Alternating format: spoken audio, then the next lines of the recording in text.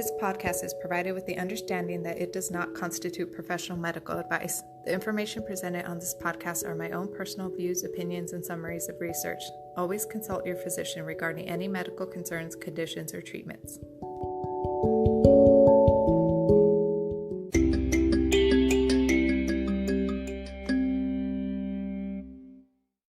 Hi there. Thanks for joining me for episode number 4 of It's Not You, It's Me, a PMDD podcast.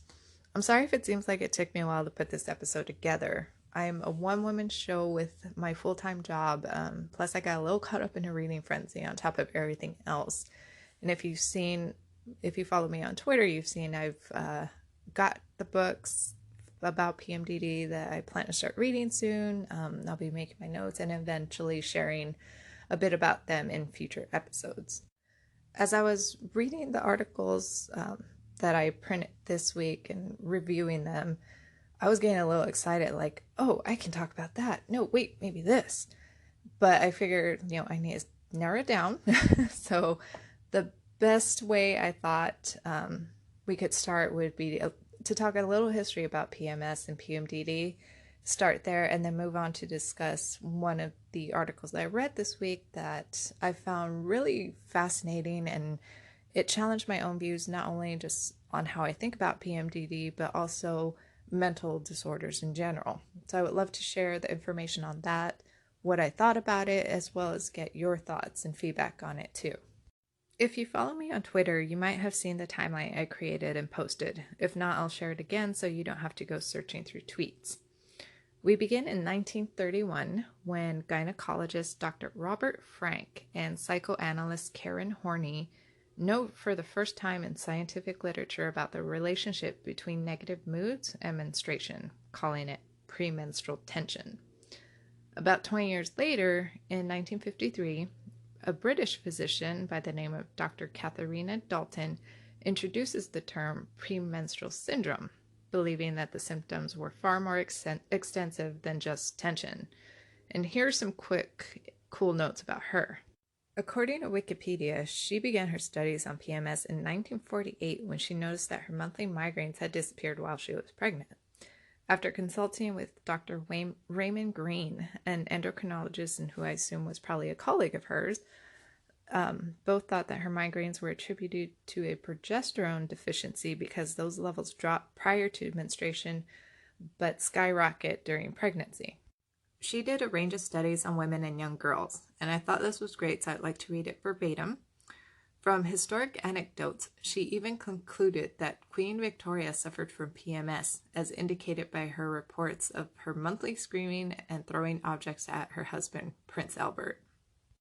Moving forward to 1987, a more severe state of PMS is recognized in the DSM-3 as an unspecified mood disorder, and this becomes known as late luteal phase dysphoric disorder. In 1994, the DSM-4 has renamed late luteal phase dysphoric disorder, try saying that 3 times fast, as what we now know as premenstrual dysphoric disorder, and it's still classified as a mood disorder at this point.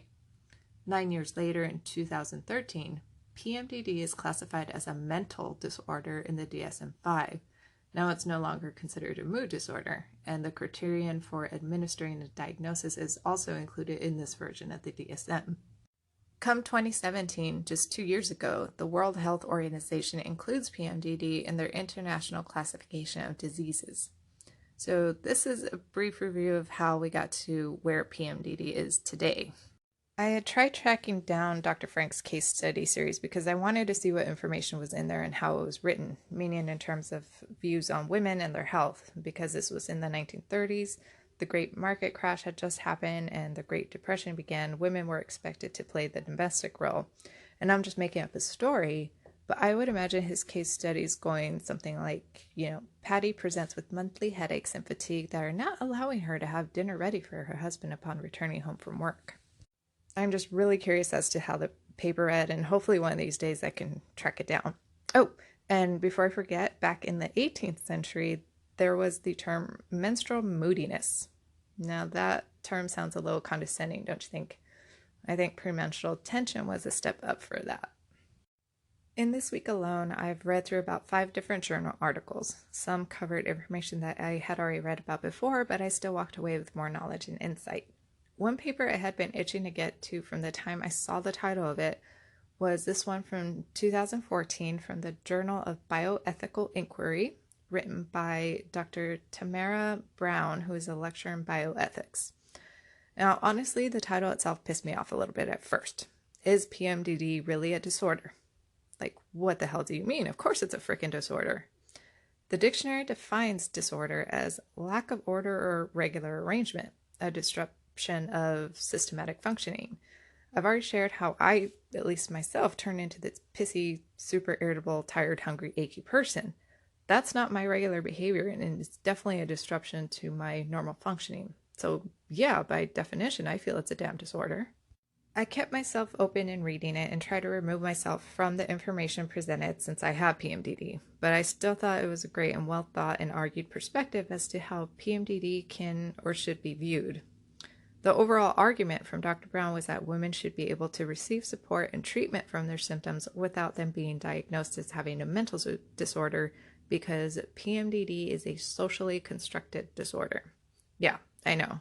You're probably feeling the same way I did when I first read that. Now, before you say, oh, hell no, and stop listening, Dr. Brown isn't being dismissive that women aren't actually experiencing these symptoms.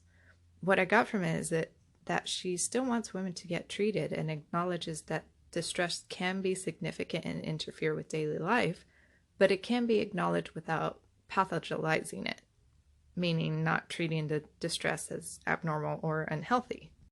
She argues that there needs to be a change in societal attitudes about PMDD and that PMDD should be removed from the DSM and that physicians should not label women that are experiencing these symptoms as mentally ill. Now, this little bit, I feel like I understand and get where she's coming from. When I first learned that PMDD was included in the DSM, I felt shocked.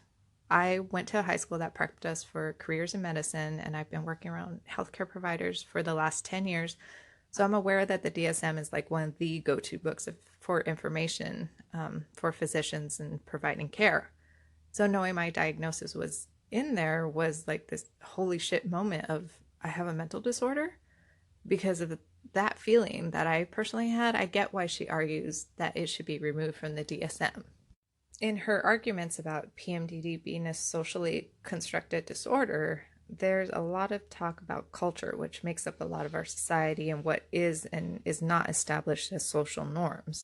She says that PMDD is not a universal phenomenon, but a culture-bound one. And there are studies from 2002 that say mood symptoms are suffered more by women in Western countries than in developing countries. They cite Chinese women as having reported more about the physical premenstrual symptoms they experience, but would rarely report any psychological symptoms. In relation to this belief and example, there's a call to accept that exposure to the United States culture should also be considered a risk factor in the development of PMDD symptoms, because other studies found with women of ethnic minorities who spend more time in the U.S. become more likely to report PMDD. So they're assimilating to the culture and therefore also, I guess, assimilating to symptoms that are common within the culture. New to me was this idea of a pressure cooker theory. Instead of focusing on the why and when a woman explodes like a pressure cooker can once a month, this focuses on why those feelings of distress are repressed for those other 3 weeks within the month. And I actually kind of never thought about that.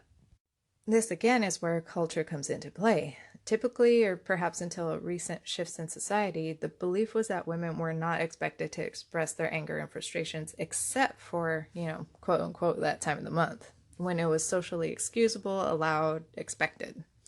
That time of the month is a culturally sanctioned time. And a great example that was given in the article was a comparison to trick-or-treating at Halloween.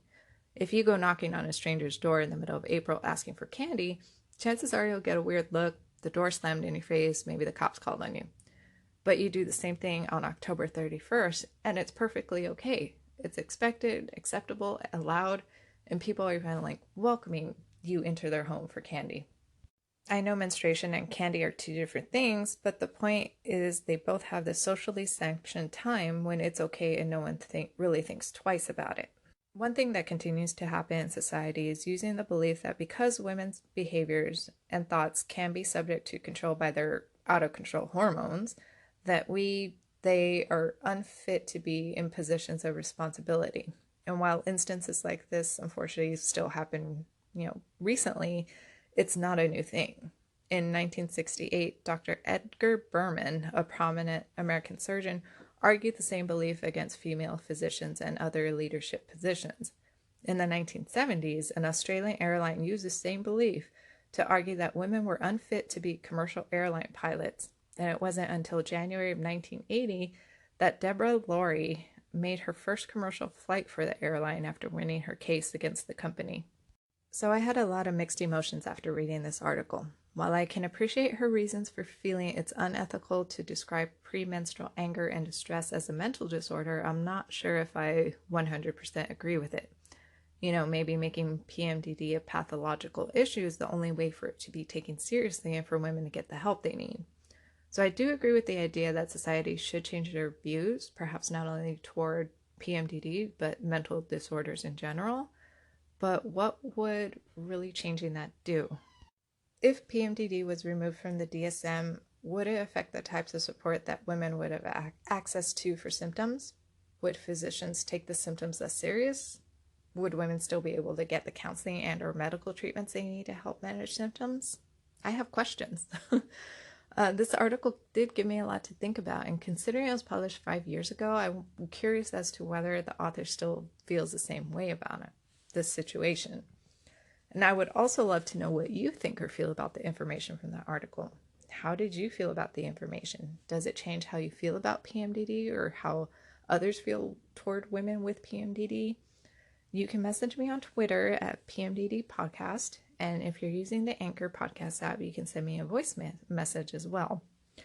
For now, that's all I've got. And I'm glad you joined me for another episode. And if you're able to take at least one new piece of knowledge away from these podcasts, that makes me happy. I hope you have a wonderful day wherever you are, and we'll talk again soon. Thanks. The podcast you just heard was made using Anchor. Ever thought about making your own podcast? Anchor makes it really easy for anyone to get started. It's a one-stop shop for recording, hosting, and distributing podcasts. Best of all, it's 100% free. Sign up now at anchor.fm/new. That's anchor.fm/new to get started.